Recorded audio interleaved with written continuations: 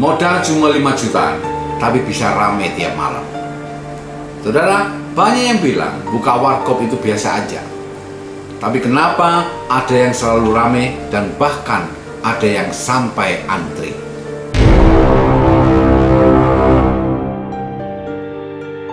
Kalau Anda mau memulai usahain dari nol, ya modal kecil, tapi peluang rame dan balik modalnya cepat, maka video ini akan bongkar rahasia sampai tuntas.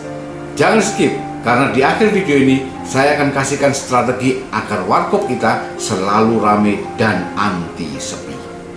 Pertama, kita harus tahu dulu, kenapa warkop itu peluangnya besar. Warkop itu bukan sekedar tempat untuk ngopi. Sekarang warkop itu sudah jadi tempat untuk nongkrong, tempat untuk diskusi, tempat untuk kerja, dan bahkan tempat untuk nugas untuk para mahasiswa.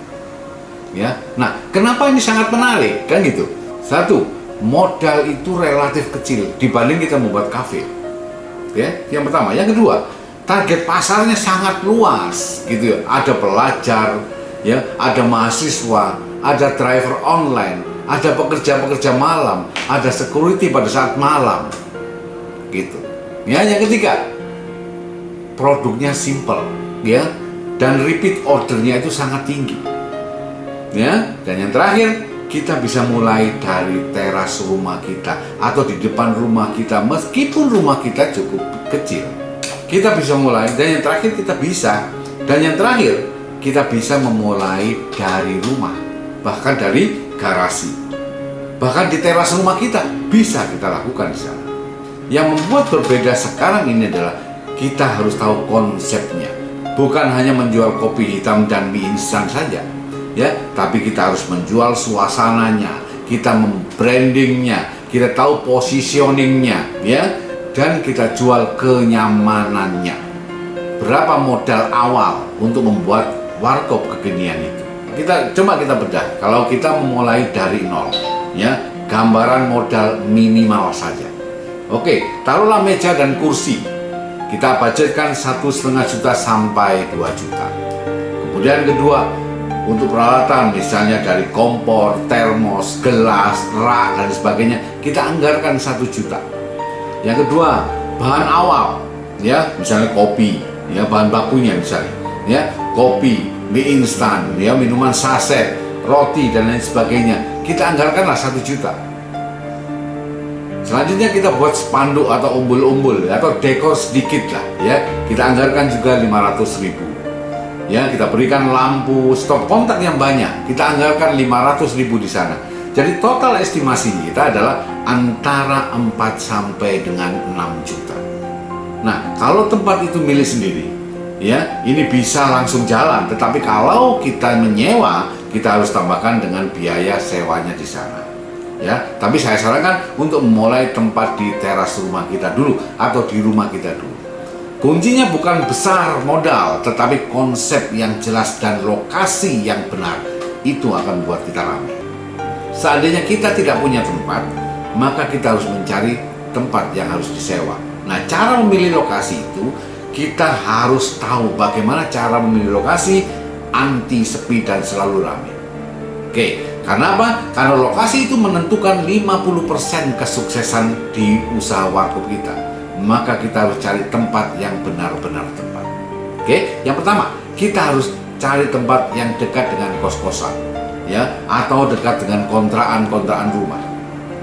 Ya, kemudian yang kedua, harus dekat dengan kampus atau dekat sekolah atau dekat dengan perkantoran. Ya, dan yang ketiga, lokasi harus kita sewa di pinggir jalan yang sering dilewati orang atau sering dilewati motor. Ya, kita harus cari jalan yang dilewati motor dengan 2 arah, dan motor itu, ya, mau jalan itu harus jalan yang jalur lambat, ya, atau dekat dengan bengkel atau pangkalan ojek online. Kemudian kita harus membuat suasana yang membuat orang lain rela datang ke tempat kita dengan dirinya sendiri atau dengan sendirinya, tanpa harus dipaksa dengan promo dan lain sebagainya. Oh, di sana ada warung kopi yang mana nyaman tempatnya, maka dia datang dengan sendirinya. Ya, contoh supaya dia datang dengan sendirinya, kita harus berikan wifi yang kencang.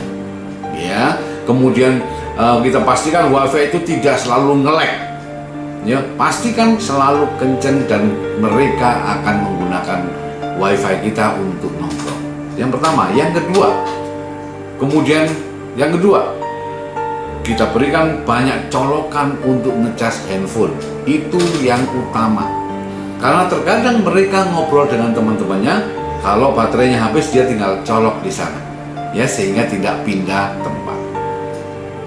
Kemudian kita berikan tempat duduk yang nyaman, tempat duduk yang lebar, tempat duduk yang ada sandarannya. Itu membuat orang nyaman.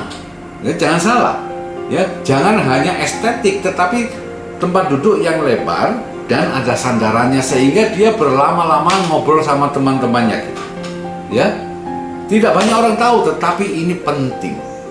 Ya, kemudian buka sampai larut malam sehingga orang tidak takut, oh nanti di sana tutup.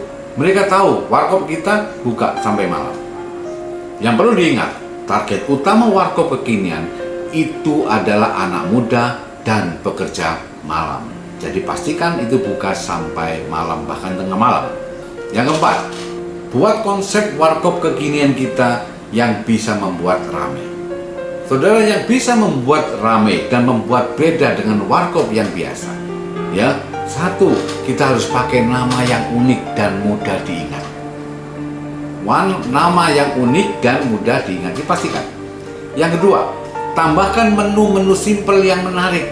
Misalnya kopi gula aren, misalnya susu telur madu jahe, atau berikan roti bakar dengan topik kekinian, atau indomie variasi dan lain sebagainya. Intinya yang berbeda dengan warkop-warkop yang lain. Sehingga apa? Sehingga dia di sana tidak hanya kopi, dia bisa makan yang lain. Dan itu namanya upselling. Sehingga satu tempat atau satu orang bisa makan satu atau dua item menu. Dan otomatis revenue kita akan naik. Oke, yang selanjutnya, buat spot foto yang sederhana. Dan selanjutnya, pasang lampu yang warm, yang estetik, yang agak bagus. Sehingga mereka bisa foto. Kalau dia foto tidak terlalu gelap dan sangat terang dan lain sebagainya. Dan terakhir, berikan musik yang soft sehingga mereka di sana lebih nyaman, gitu ya. Mereka tidak panas, kemudian musiknya nyaman, mereka masih bisa mendengarkan musik sambil berbicara dengan temannya. Oke, ingat, jangan cuma menjual kopi, tapi jual suasana. Orang datang ke tempat kita itu tidak hanya minum, mereka datang ke tempat kita untuk nongkrong. Dan kalau merasa nyaman, mereka akan bertahan lama, mereka akan mengundang teman-temannya, mereka akan terus berdiskusi dengan temannya, sehingga kalau minumannya habis, dia akan order lagi, dan order lagi. Dan selanjutnya kita harus berpikir strategi agar warung kita, agar warkop kita bisa memiliki omset yang besar dan anti sepi. Ini bagian yang paling penting. Yang pertama, pada saat soft opening, kita berikan promo-promo yang menarik. Namanya juga soft opening. Mereka harus tahu semua. Ya, kita harus berikan promo yang sangat menarik. Beli 2 gratis 1 misalnya, gitu kan? Di minggu pertama kita berikan beli 3 gratis 1, atau bersama 4 orang gratis 1 dan lain sebagainya. Kita harus kreatif pada saat kita memberikan promo.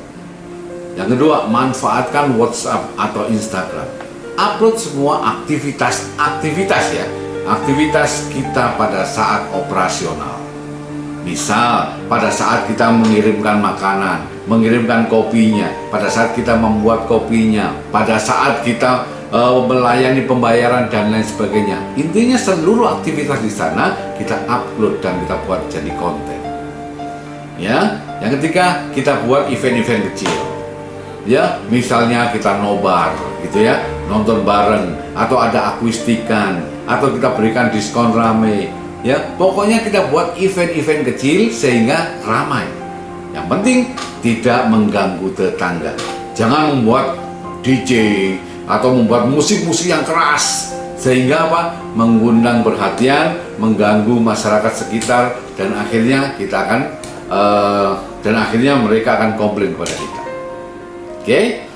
Kemudian kita berikan pelayanan yang ramah. Ingat, ini banyak yang tidak terjadi. Mereka lupa bahwa mereka menjual pelayanan. sehingga mereka tidak menyapa, ya, mukanya selalu kaku dan lain sebagainya. Ini yang harus kita hindarkan. Kita pastikan karyawan kita, termasuk kita sendiri, bisa memberikan pelayanan yang memuaskan dan ramah. Ya, dan yang terakhir, konsisten buka. Kita harus konsisten buka jam berapa, tutup jam berapa, libur hari apa. Ya, sehingga konsumen itu tahu dan tidak kecewa. Bayangkan, banyak orang ya pada saat kepingin ke warkop A atau ke warkop B, tahu-tahu sampai sana warkopnya tutup.